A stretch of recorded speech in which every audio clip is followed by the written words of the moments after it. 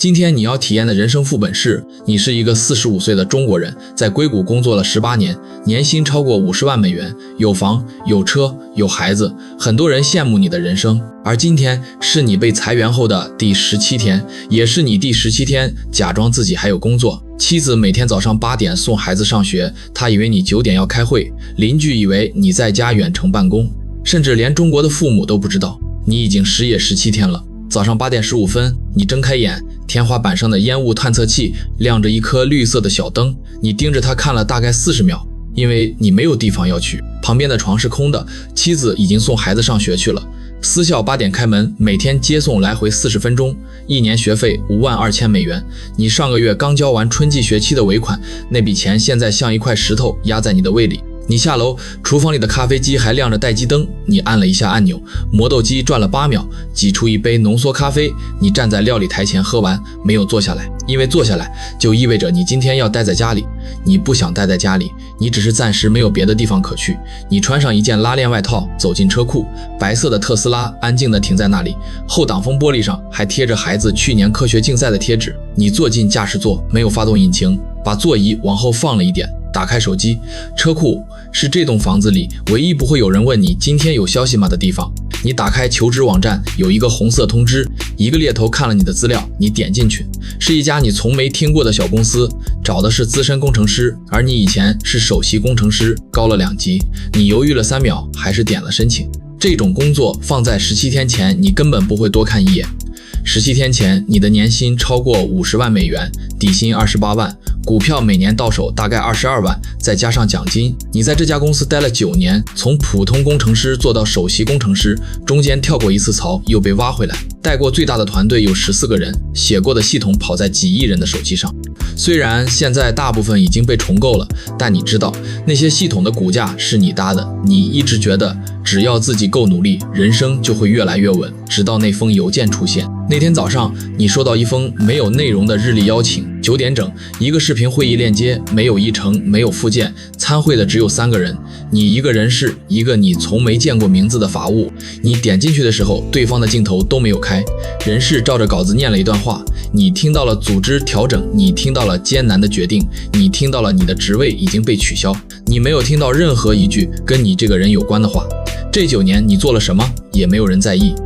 你想说点什么，但你的麦克风好像没有开，然后你意识到其实也没什么好说的。9分钟后会议结束，你的账号被停用，工作通讯软件自动登出，屏幕右下角弹出一个通知，云端硬盘权限已被撤销。你下意识想进去存几个文件，点进去灰了。你在那个云端硬盘里放了9年的东西，设计文档、会议记录，还有一个叫随手记的文件夹，里面有你第1天入职时拍的工牌照片。那时候的你站在公司大厅里，笑得像个刚拿到美国驾照的留学生。全没了，你连截图的时间都没有。那一天，你第一次知道原来一个人被公司遗忘只需要9分钟。那天你坐在电脑前大概45分钟，然后站起来走到厨房，打开冰箱，倒了一杯牛奶，喝了一半倒掉了，因为你其实不渴，你只是不知道下一步该做什么。那是第1天，而现在已经是第17天了。这17天，你投出了143份简历，收到6封自动回复，4个电话初筛，2个现场面试，一个口头拒绝，一个没有回音。你开始发现一件事，35岁的时候，猎头每天来找你；45岁的时候，你主动去找猎头，很多人甚至不回复。市场变了， AI 取代了一部分工作，年轻的工程师能用 AI 工具写出你当年需要一整个团队才写得出的东西。他们要价15万，没有家庭，没有房贷，愿意1周工作6天，而且不需要公司帮忙办身份。而你呢？你算过一笔账，每个月房贷7800，社区管理费450，私校学费摊下来4300，2辆车的月供加保险1600，医疗保险是最贵的一笔。失业之后，公司不再帮你付70%，你得自己全额承担，每个月2100美元，再加上日常开销、水电、孩子的课外活动，每个月的总支出19000美元。你算了一下，按照现在的存款还能撑14个月。听起来很多，但你知道找到一份合适的工作平均要7到9个月，而且那是合适的，不是能接受的。上午10点半，你把车开出小区，绕了一圈又开回来。你不敢让邻居看见自己每天都待在家。停好车的时候，你坐在驾驶座上愣了一会儿，你忽然意识到自己已经17天没有真正去过任何地方了。更麻烦的是，有件事你没有告诉妻子你的身份，还绑在工作上。失业之后倒计时已经开始了，你知道那个日期，甚至记得比自己的生日还清楚。因为如果找不到工作，你失去的可能不只是薪水，而是留在这里的资格。上周三，你去超市买东西，推着购物车经过冷冻食品区的时候，你看到一个熟悉的背影，是你前公司同组的人。他没被裁，你们对视了一下，他很快移开目光，笑了一下，说：“嘿，最近怎么样？”你也笑了一下，挺好的，挺好的。然后你们都加快了脚步，各自走向不同的货架。你推着购物车，在乳制品那一排站了大概2分钟，假装在看酸奶的营养标签。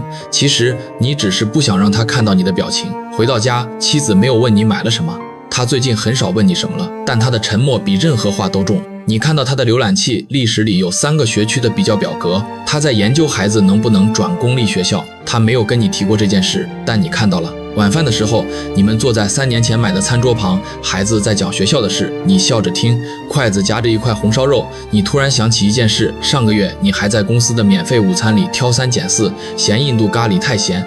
现在你会把盘子里的饭一粒不剩的吃完，不是因为省钱，是因为你忽然对所有曾经免费和理所当然的东西产生了一种迟来的敬意。孩子突然抬起头问了一句：“爸爸，你什么时候回去上班？”你笑着说：“快了。”孩子低头继续吃饭，像是在问明天有没有体育课一样随意。他不知道，如果你一直找不到工作，明年他可能就不在这间学校了。他不知道，最近每次送他进校门，你都会多看2眼，因为你也不确定自己还能不能负担得起这里。前一天晚上，母亲打来视频电话，问你最近工作忙不忙？你说挺忙的。母亲笑着说：“忙点好，工作稳定最重要。”你嗯了一声，没有多说。挂断电话后，你看着通话记录，很久没有动。失业17天，你没有告诉父母，也没有告诉他们你正在计算自己还能撑几个月。你忽然发现，35岁的时候你报喜不报忧，是因为想让父母高兴；45岁的时候你报喜不报忧，是因为不敢让父母担心。晚上，妻子问你今天有消息吗？你说还在谈，其实根本没有。夜里11点，你躺在床上打开手机，刷了40分钟硅谷裁员论坛。有人说他被裁了，拿了6个月遣散费；有人说他2周就找到新工作了；还有人说他48岁，现在在开网约车。你不知道下一个是谁。